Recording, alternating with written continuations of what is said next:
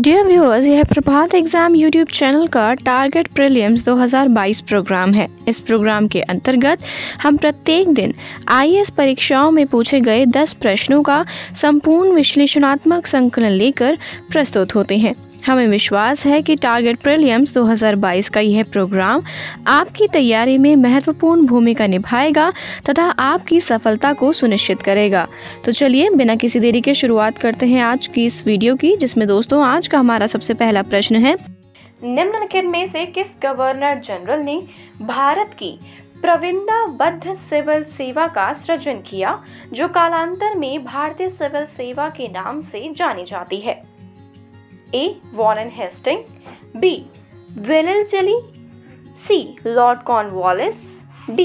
William Bentinck. इसका सही उत्तर है ऑप्शन C।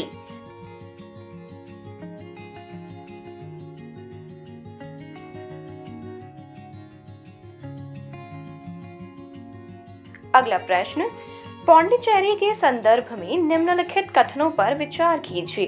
पहला, पौंडीचेरी पर कब्जा करने वाली पहली यूरोपीय शक्ति पुर्तगाली थे।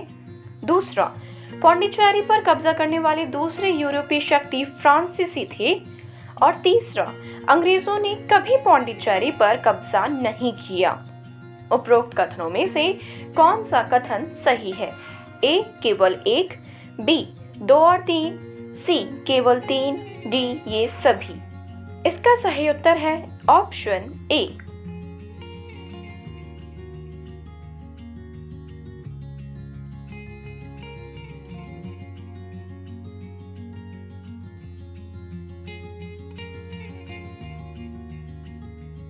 अगला प्रश्न, स्वदेशी आंदोलन के प्रारंभ का तात्कालिक कारण क्या था? A. लॉर्ड कर्जन द्वारा किया गया बंगाल विभाजन, B. लोकमान्य तिलक पर अधिरोपित 18 महीने के सख्त कारावास का दंडादेश, C. लाला लाजपत राय तथा अजीत सिंह की गिरफ्तारी व निर्वासन तथा पंजाब कोलोनाइजेशन बिल का पारित किया जाना, D.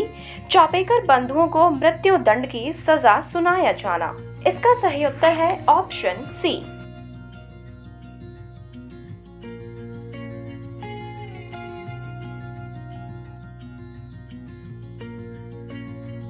अगला प्रश्न, भारतीय राष्ट्रीय कांग्रेस के वर्ष 1906 में चर्चित कलकत्ता अधिवेशन में 4 संकल्प पारित किए गए थे। सूरत में वर्ष 1907 में हुई कांग्रेस के अगले अधिवेशन में इन चारों संकल्पों को स्वीकार करने अथवा उन्हें अस्वीकृत करने के प्रश्न पर कांग्रेस में विभाजन हो गया था। निम्नलिखित में से कौन सा एक संकल्प इन चारों संकल्पों में नहीं था? A. बंगाल के विभाजन को रद्द करना, B. बहिष्कार यानी कि बॉयकॉट, C. राष्ट्रीय शिक्षा या D. स्वदेशी। इसका सही उत्तर है ऑप्शन A। अगला प्रश्न, खेड़ा के किसानों के पक्ष में महात्मा गांधी के सत्याग्रह संगठित करने का क्या कारण था? 1. अकाल पड़ने के बावजूद प्रशासन ने भू राजस्व की उगाही स्थगित नहीं की थी। दूसरा, प्रशासन का यह प्रस्ताव था कि गुजरात में स्थायी बंदोबस्त लागू कर दिया जाए। उपरोक्त कथनों में से कौन सा कथन सही है? इसका सही उत्तर है A. केवल एक, B. केवल 2, C. 1 और 2, D. न तो 1 और न ही 2। इसका सही उत्तर है ऑप्शन A।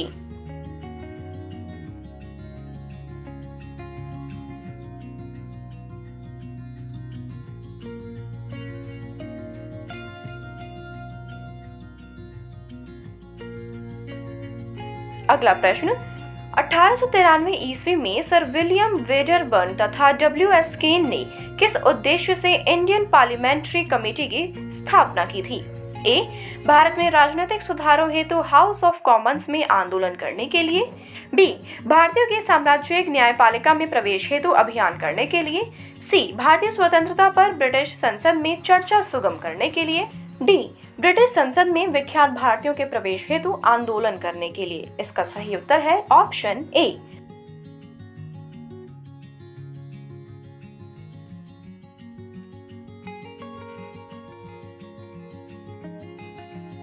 अगला प्रश्न, भारत में उपनिवेशी शासनकाल में होम चार्जेस भारत से संपत्ति दोहन का महत्वपूर्ण अंग था। निम्नलिखित में से कौन सी निधि या निधियां होम चार्जेस की संगठक थी? A. पहला, लंदन में इंडिया ऑफिस के भरण पोषण के लिए प्रयोग में लाई जाने वाली निधि।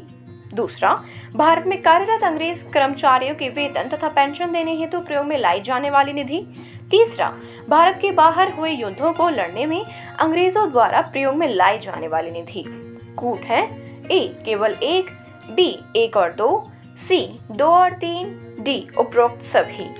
इसका सही उत्तर है ऑप्शन डी।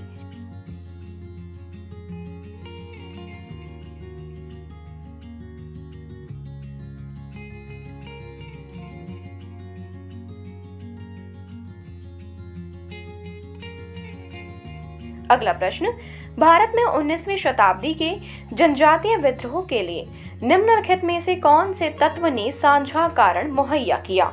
ए, भू राजस्व की नई प्रणाली का लागू होना और जनजातीय उत्पादों पर कर का लगाया जाना। बी, जनजातीय क्षेत्रों में विदेशी धन प्रचारकों का प्रभाव। सी, जनजातीय क्षेत्रों में बिचौलियों के रूप में बड़ी संख्या में महाजनों, व्यापारियों और लगान के ठेकेदारों का बढ़ना। डी, जनजातीय समुदायों की प्राचीन भूमि संबंधी व्यवस्था का संपूर्ण विदारण। इसका सही उत्तर है option D.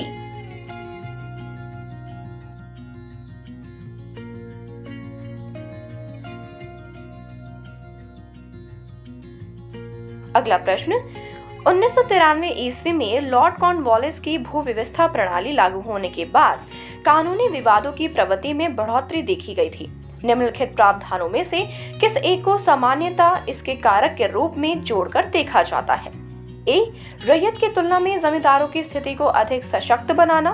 B, east India company को जमींदारों का अधिपति बनाना। सी, न्यायिक पद्धति को अधिक कार्यकुशल बनाना। डी, उपरोक्त में से कोई नहीं। इसका सही उत्तर है ऑप्शन डी।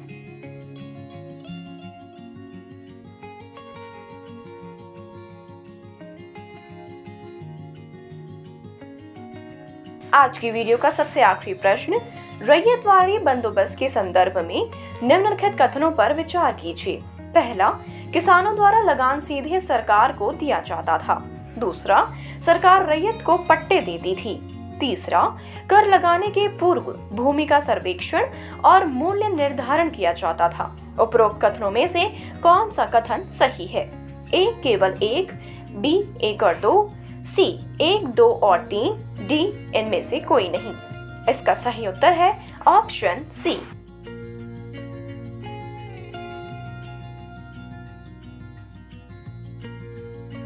तो दोस्तों, यह थी आज की वीडियो। उम्मीद करते हैं आपसे फिर मुलाकात होगी हमारे YouTube चैनल पर। तब तक के लिए नमस्कार।